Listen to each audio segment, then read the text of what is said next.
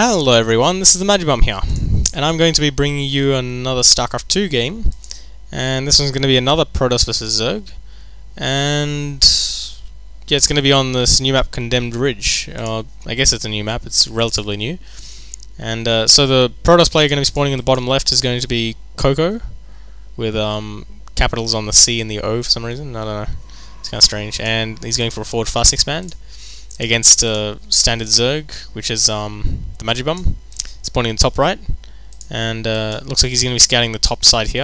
I'm not sure, but I think you can actually spawn in like close positions, I guess, close by ground or whatever, or like even close by air as well.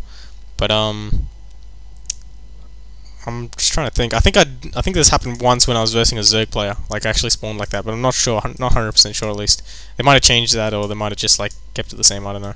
But yeah, I'm scouting with an Overlord here. I'm going to be cross-scouting with the drone, and I'm going to be scouting with the Overlord over here. So either way, I'm going to be finding out where his base is eventually. And luckily, my drone scout is going to be finding his place like straight away, and he's not going to be so far away from me as well. So I'm going to getting my spawning pool out now. I could have actually built my hatchery if I wanted to, but they can build pylons like on the very edge here. And even if I have an Overlord here, I won't be able to see it unless I move it to the edge. So it's a bit more concerning with this map, just because there's more room on the back side, I guess. There's more room around here. Whereas if it was tighter, if the wall kind of ended around here and kind of creeped around here, as opposed to having walls from here, then it would be a bit easier. And also, like, they can put a pylon right there, and if I guess if a drone doesn't go around there and stuff, then it's a bit harder to spot. So looks like this drone did a bit of harassment. He got a kill actually. Wow. Okay, so he's going to be happy. He's going to run back home like a good little boy, and we see a gateway coming out now. This is kind of strange, like he's going for a gateway first. Like normally what people go for is the Nexus first into, like, say, gateway and then a forge. And usually the safest route is to go for the forge first. But he's getting the forge like last, so he's going to be exceptionally greedy, I guess. And I guess he can, because it is a pretty big map and we are in cross position, so it makes sense. He's also hiding a probe at the top here. This is another cool place. He can put a pylon right here and put a cannon there, and then he can attack. I think a cannon over here can actually almost attack the thing here. It can attack all these 5 mineral fields, so anything that's mining there, and maybe even the gases if he wants to. But here we go, got a whole bunch of Zerglings coming out, and they're ignoring the probe because this hatchery went down, and they're going straight for the base. And if we look here, we only see a cannon now coming up, so this is going to be really tight. He's going to have to build something here in order to block it. And he's getting a cyber core, but there's a gap here. Oh no, this is bad. He's gonna fully wall off, so the Zerglings can't get in. But the photon cannon is vulnerable, so this is gonna be bad news bears for him. He's gonna have to build another cannon if he wants to survive. But we're seeing the cyber core also being attacked now as well, and it looks like the Zerglings might be able to get in. Though he's blocking pretty well. The cannon goes down, and there's no more cannons left. So yeah, now it looks like I'm just targeting pylons, I guess. I don't know.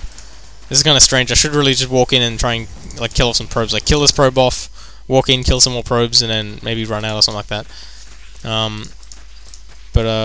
Yeah, I'm killing off a couple of pylons. I've already done enough damage to warrant getting 6 Zerglings as opposed to just like 2. But yeah.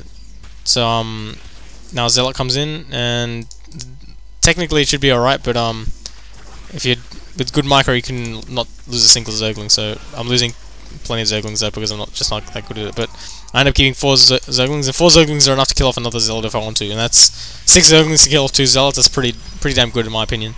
But I've already killed off 2 pylons, 2 what's it called, yeah, 2 cannons and stuff like that. So here we go. I'm going to surround that Zealot, and it looks like I've got more Zerglings in as well, so that's going to be good. Going to be starting to micro my Zerglings away and not lose any more Zerglings, and that's good. Getting more stuff. The cannon's about to finish though, so will it be unpowered? Yeah, it will be unpowered, but not for long. And will I try and destroy this? No, I guess not. So I guess the damage is done. I've killed a whole bunch of stuff. If you look at my what's called the work account, I guess, you can see that drones I'm in the lead by just a little bit, but I've also got my 3rd base on the way, and I'm actually getting 2 gases here and 4 gases. Wow. I guess I delayed my gases for a while, but if you look at the supply itself, we can see that it's really in the favor of me, I guess. But we can see he's getting all 4 of his guys now, And luckily I got a overlord here and an overlord here, so I can scout whenever I want to. And for some reason this forge is unpowered, so he's not going to be able to get any upgrades for a while. Yeah, he's going to build a cannon there, build a pile in there. And yeah, so I actually forced him to be extremely defensive now, and I think he's actually fully walled off at this point in time. I don't think he can actually get out. But he's got 2 gateways, so at least he's got like more production than normal. But the problem is now the fact that I know he's gone for something like that where it's really defensive. I know I can be extremely greedy, so I can get 2 Eva chambers, I can get Zergling speed and a Roach Warren, and get my lair up really fast. And you can see like 2 of my bases are already almost saturated. This needs a few more, but it's almost saturated. And this base here needs to start getting drones as well, which I think I'm droning up now. You can see it's 42 to 34, and yeah, now he's gonna try and have to go for some form of aggression to try and limit my production, I guess, because getting like +1/+1 really fast, getting a lair and roaches and stuff like that, that's going to be no good for him, I guess, when it comes to the later game. And he's getting a Twilight Cancel out now, and Overlord's coming in. It's a bit soon to get an Overlord in. Like, it is 9 minutes, and that's kind of standard timing for scouting when like someone's dropping gateways or stuff like that. But the problem is I attacked him so early on, everything is delayed. Like, he doesn't even have pylons over here, so it's like, oh, I guess there's no point in sending this Overlord in and out. And I even sent this Overlord in there, and I'm like, well, I guess I didn't see anything. Did I actually see anything? TheMagiBum's view. Let's see. I saw the Twilight Council. That's good. So I know he's going for a Twilight Council. So he could be going for Blink. Could be going for something. Oh, there's a pylon here. Could be going for Dark Templar. He could be going for like High Templar. He could be going for Zealot Charge. So he could be going for Archons. If he's going for anything like that, then Roaches are pretty good. If you're going for Blink though, then I guess he's going for a Dark Shrine. Huh. All right. Well, and this is a funny place to put as well, because Dark Shrine is pretty expensive and it takes a long time to build. So if one Overlord pops out and then decides to go this way, or even like this way, it might spot this pylon and hence destroy this thing. But yeah, now I'm getting into my 3 gases. If we look at the worker count, it's 63 to 48, so I'm way in the lead. Although this space here is like pretty undersaturated, it's not very good. And this space here isn't fully saturated either, needs maybe 1 more. But yeah, now I've got Zergling speed, so I can have full map control. I got like Overlords around the place, scanning different like hidden bases or anything like that. And yeah, I'm on 3 bases. I know he's on 2 bases, and I got a what's called a thing here, scanning this thing here, and I see chrono boosting an upgrade here, so I know he's going for. I assume he's going for Blink. I guess that's like the most logical thing to go for, and he's got just about the right amount of gateways to go for Blink. Like 7 gate Blink Stalkers is I think the way it works, I guess. So I think I was going for like a Spore Crawler, but instead. Alright, I was going for a spine crawler here, but I think I went for a spore crawler instead, or something like that.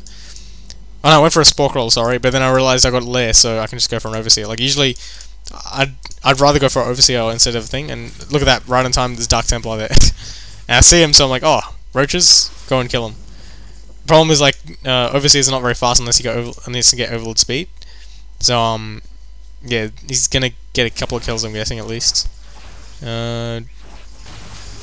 But then he's going to lose all his Dark Templar, and like 3 Dark Templar or 4 Dark Templar for that many things is not very effective, cost effective. And there's actually a Zealot here that got warped in apparently, and that's going to get killed as well. And good thing is I don't have I'm not very good with injecting so far, so it was pretty good. And I got a couple of roaches here as well, and he's charging onto my drones, which is pretty funny. But yeah, I got enough roaches here to not have to worry about anything. So he's actually got a couple of cannons here, so I'm like, oh, okay. I lose a queen, which is kind of sad, but I think I was building a queen there anyway, so it doesn't really matter.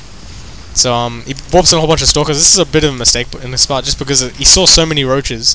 There was no way he could have been able to warp in enough stuff to be able to defend that. So like, he lost so much stuff. He's going to lose his tech now, and he's stuck on 2 bases to my 3 bases. I can pretty much walk in with all these units here, and he doesn't have like a robo or anything like that to be able to defend himself with, like immortals or anything like that. So yeah, it's unfortunately he was unable to do enough damage with that. Like, Dark Templar was pretty much the only thing he could do. But as you can see, like, I've got what's called Overseer here. I've got an Overseer here, and I've got an Overseer with my army too. So like, I'm well prepared for this kind of stuff. And hey, I'm doing alright with crate teams too. That's pretty good. Getting more roaches. I actually had 1-1-2 as well. So I think the only problem here this game was I didn't have enough drones, I guess, when it came to like saturating all the bases. Like, I think this base was too saturated at one point, which is funny because now it's not. But yeah, this base here needed more drones, and the main base needed more drones too. And yeah, I guess the theory I was doing with this build was using Artosis's patented theory of if you are ahead, get more ahead. And I figured I was ahead just because I built maybe like 10 Zerglings and I killed what 2 Zealots, like 3 or 4 pylons and a couple of cannons. And like with those few Zerglings, I was able to kill that much and delay his tech because he, like, although he built a cyber core, he wasn't actually mining from his gases at all at that point in time because he didn't like plan to or whatever. So and plus he had to build more gateways than normal. He had to build more cannons than normal. So everything delayed his build. So his build was not like streamlined like most pro builds, I guess. And yeah, usually that can be a bit of a problem to deal with, but luckily I didn't have to deal with that simply because I was aggressive to him. And this is a lesson to all you Protoss players who are being incredibly greedy when it comes to getting your like Forge Fast Expand going. It's alright to get your Nexus out first, but you have to get your Forge out next. You can't go for a Gateway and then Forge. Like even on a map like this, I just sent my Zerglings over across just to come in, and I was able to do damage. Like another thing is, don't put your cannon like so that it can be hit by Zerglings. So this is not a good placement just because Zerglings can be right here and start hitting it. If a cannon was like back here, one they'd have to either go all the way around, in which case you can just put a pylon there and block it, or like somewhere like back here is good because then only roaches can, and like even then like only a few roaches can actually attack these.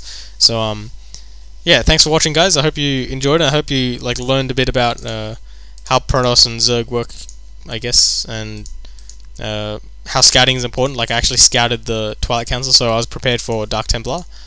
And thanks for watching, guys.